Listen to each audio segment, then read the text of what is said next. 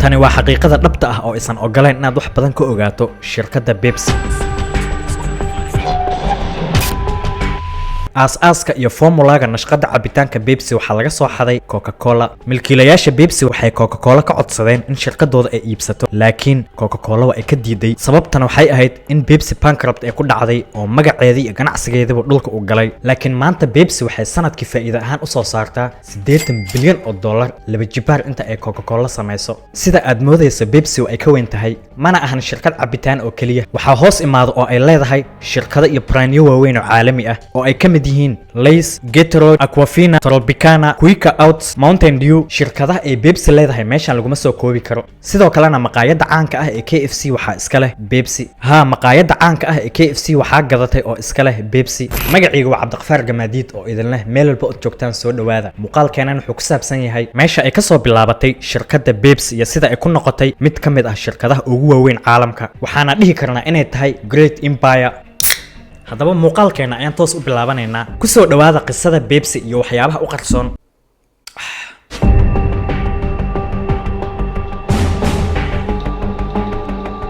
qisada Pepsi waxay ka soo bilaabatay ninka lagu magacaabo Caleb Dr. Badman. wuxuu ku soo koray tuulo hoos imaada North Carolina ee waddanka Mareykanka. iskuulkiisa kadib wuxuu aaday jaamacadda wuxuuna bilaabay kulliyadda medicine, laakiin dhex ayuu kaga tagay oo ma usan dhameysan dhimashada aabihii kadib oo dhaqaale xumo ayaa soo wajahday. wuxuu noqday macallin iskuul. lacagta uu meeshaas ka aruursaday ayuu jaamacadda dib ugu laabtay, laakiin hadda kulliyadda waa uu bedeshay wuxuuna aaday pharmacist. 1892 asagoo 25 jir ah ayuu ka qalin jebiyay jaamacadda wuxuuna furtay farmashi uu asaga leeyahay. waqtiyadaas meelaha farmashiyada waxay lahaayeen goobo la fadhiisto oo lagu nasto oo cabitaanada juuska lagu cabo. isla sanadka uu Caleb furtay farmashiga 1892 waxaa la aasaasay oo soo baxday shirkadda Coca-Cola. cabitaanka Coca-Colana meel walba ayaa lagu iibinayay oo dadka aad ay u xiiseynayeen. farmashigiisana waxaa la keenay cabitaankaas si macaamiishiisa looga iibiyo. Caleb wuxuu bilaabay baaritaan uu ku sameynayo cabitaanka Coca-Cola asagoo ogaanayo waxyaabaha ay adeegsadeen iyo maadooyinka u isticmaaleen cabitaankooda, maadaama dhadhanka Coca-Cola dadka aad u xiiseynayeen. formulaga cabitaanka Coca-Cola ayuu helay wuxuuna bilaabay inuu sameeyo cabitaan la mid ah cabitaanka Coca-Cola.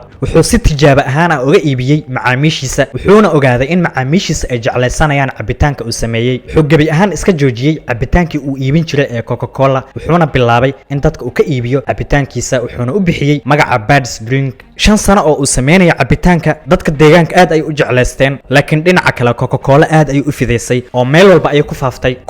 1898 Caleb wuxuu bilaabay inuu ka bedelo magaca cabitaanka wuxuuna u bixiyay magaca aan maanta wada naqaano ee Pepsi. macnaha ereyga Pepsi waa Greek wuxuuna ka turjumayaa digestion ama dheefshiidka. 1903 wuxuu joojiyay farmashigii wuxuuna xoogga saaray sameynta cabitaankiisa. sanadkaas faa'iido fiican ayuu sameeyay oo wuxuu iibiyay 8,000 oo caagadood oo biyaha Pepsi ah. wuxuuna bilaabay inuu sii horumariyo shirkadda isagoo xayisiimo ugu sameynayo jaraa'idiyadii waagaas shaqeynayay. isla sanadkii xigay 1904 wuxuu sameeyay faa'iido aad u weyn asagoo banaanka u iibgeeyay 20,000 oo caagadood oo biyaha Pepsi ah. faa'iido fiican ayuu sameeyay 8,000 ayuu ka soo kacay 20,000. shirkadda Pepsi waxay bilowday inay gadato dhismo aad u waaweyn, warshado. horumarin fiican ayaana lagu sameeyay. 1915 assetka ama dhaqaalaha Pepsi ee ku fadhida wuxuu gaaray 1 milyan oo dollar. Calebna wuu kala kacday oo guri aad u weyn ayuu gatay, dhaqaale ahaan wuxuu noqday nin fadhiyo. laakiin hadda ayay wax walba isbedelayaan. dagaalkii koowaad ee adduunka waxaa dhacday dhaqaale xumo zaa'id ah, qiimaha sokortana dhulka ayay gashay. dagaalka ka hor qiimaha sokorta waxaa la kala siisanayay 5 senti, laakiin waqtiga dagaalka uu socday halka kiilo ee qiimaha sokorta wuxuu tagay 20 senti. Caleb wuxuu ku fakiray theory ah in sokor aad u badan uu soo iibsado oo meeshaas lacag aad u badan uu geliyo, maadaama qiimaha sokorta marka ka sii dambayso cirka ay sii galaysay. wuxuu qaatay go'aan ah in sokor aad u badan uu soo iibsado asagoo ka baqayo in qiimaha sokorta ay sii kacdo. laakiin meeshan khamaar ayuu dheelayaa. haddii qiimaha sokorta sidaan u sii kacsanaado shirkadiisa faa'iido fiican ayay helaysaa. dhinaca kale haddii qiimaha sokorta ee hoos u soo dhacdo shirkadiisa aad ayay u khasaaraysaa, sababtoo ah meeshaas lacag aad u badan ayuu geliyay. 6 bilood kadib sida uu moodaya ma aysan noqon. qiimaha sokorta dhulka ayay gashay oo hoos ay u soo dhacday. meeshaasna wuxuu kala kulmay khasaare aad u weyn oo theory-giisa ma uusan shaqeynin. 1920kii Pepsi bankrupt ayaa ku dhacay oo waa ay kacday dhaqaalaheedii iyo magaceediba dhulka ayay gashay. Caleb da'diisana waxay ahayd 53 jir. wuxuu dib ugu noqday xirfadiisa hore ee farmashiga. shirkadda Pepsi uu iska iibiyay wuxuuna dhintay 1934. laakiin shirkadda Pepsi meeshaas kuma aysan istaagin. milkiilaha cusub ee shirkadda gatay asagana waa uu ku fashilmay oo shirkadii wadi waayay. Coca-Cola ayuu ka codsaday in shirkadiisa ay iibsato laakiin waa ay ka diideen ugu dambeyntiina shirkadda waxaa la wareegay nin lagu magacaabo Charles Guth ninkan wuxuu ka ganacsadaa macmacaanka sidoo kalena waa wholesaler oo wuxuu la shaqaystaa Coca-Cola cabitaanka Coca-Cola ayuu si jumla ahaan uga soo qaataa kadibna wuxuu ka iibiyaa maqaaxiyaha iyo dukaamada shirkadda Pepsi markuu gatay kadib wuxuu ku sameeyay isbedel aad u weyn wuxuu gabi ahaan joojiyay la shaqayntii uu la shaqaynaya Coca-Cola wholesalerskiisana wuxuu u bedelay cabitaankiisa Pepsi asagoo ka iibinayo macaamiishiisa ku xirneed wuxuu qiimo dhimis ku sameeyay cabitaanka Pepsi maadaama waagaas dhaqaale xumo zaa'id ah ay ka jirto dunida wuxuu kaga faa'iideystay fursadan bedelkii dadka ay gadan lahaayeen cabitaanka Coca-Cola hadda waxay gadanayaan Pepsi si ay lacag u safgareeyaan wuxuu bilaabay inuu u sameeyo xayisiimo uguna sameeyo TV-yada iyo jaraa'idyada waliba asagoo sameeyay hees ay leedahay Pepsi oo lagu xayisiinayo cabitaanka heestaas xayisiinta ahna mar walba waxa laga shidi jiray idaacadaha dadka dhigahoodana waxa ku badbatay heestaas lagu xayisiinayo cabitaanka ilaa ay xifdiyaan Pepsi Cola hits the spot 12 full ounces, that's a lot. Twice as much for a nickel too.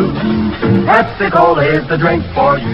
sidoo kale wuxuu heshiis la saxiixday midowga Soviyeetka in shirkadda Pepsi la geeyo wadanka Ruushka oo meeshaas cabitaankooda laga isticmaalo waqtiyadaas dunida waxaa ka jiray xifaaltanka u dhaxeeya midowga Soviyeetka iyo NATO shirkadaha Mareykan laga leeyahay ma aysan tagi jirin wadanka Ruushka maadaama xifaaltankaas uu jiray Pepsi waxay noqotay shirkadda ugu horeysay oo Mareykan laga leeyahay oo ka hawlgasho wadanka Ruushka ninkan isbedel aad u weyn ayuu ku sameeyay shirkadda magaca Pepsi wuxuu ka dhigay in meel walba laga hadalhayo shirkadda Pepsi waxay ka hawlgalaysay dhammaan caalamka waxay bilaabeen in fikrado iyo hal abuur cusub ay ku soo kordhiyaan 1997 waxay sameysteen brand cusub oo cabitaan ah oo la magac baxay Aquafina oo ku jiro caagadahan cabitaanka Aquafina wuxuu noqday cabitaanka loogu gadasho badan yahay wadanka Mareykanka iyo Canada shirkadda Pepsi waxay bilaabeen inay gataan shirkadaha sameeya cabitaanada juiska 1998 waxay gateen shirkadda Tropicana waxaana ku gateen lacag dhan 3.3 bilyan oo dollar cabitaankan Tropicana wuxuu ka mid yahay kuwa aan aniga ugu jeclahay shirkadda Pepsi waxay ogaadeen in chance weyn uu ka banaan yahay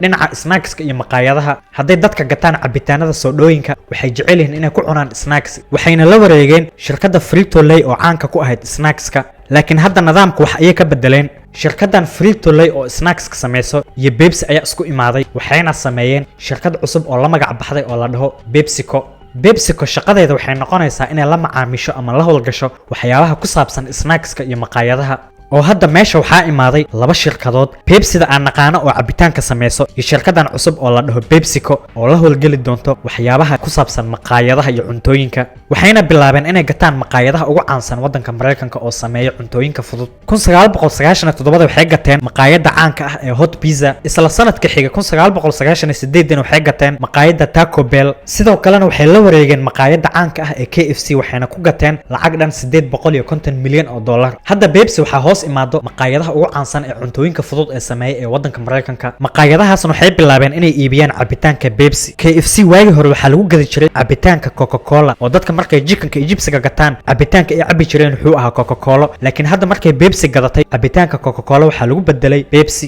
oo shirkaddan game aad u fiican ayay dheeshay waxayna suuqa ka saartay shirkadda caanka ahayd ee Coca-Cola shirkadda PepsiCo intaas kuma aysan ekaan waxay bilaabeen inay gataan shirkadooyin badan oo ayagana caan ah oo sameeya cabitaanada snackska Pepsi waxaa maanta hoos imaado 27 shirkadood oo aad u waaweyn sidoo kale xayisiimahana way sii laba jibaareen ayagoo dhaqaale aad u badan ku bixiyo in magaca Pepsi meel walba la gaarsiiyo laga yaabaa inaad aragto waliba oo kugu badbatay Messi oo cabitaanka Pepsi xayisiinayo oo budget aad u badan ay ku bixiyaan xayisiinta maantana Pepsi waxay ka mid tahay shirkadaha ugu waaweyn caalamka muuqaalkeena intaas ayuu noogu egyahay haddii aad nagu cusub tahay soo dhawow waqtigaagana waad ku mahadsan tahay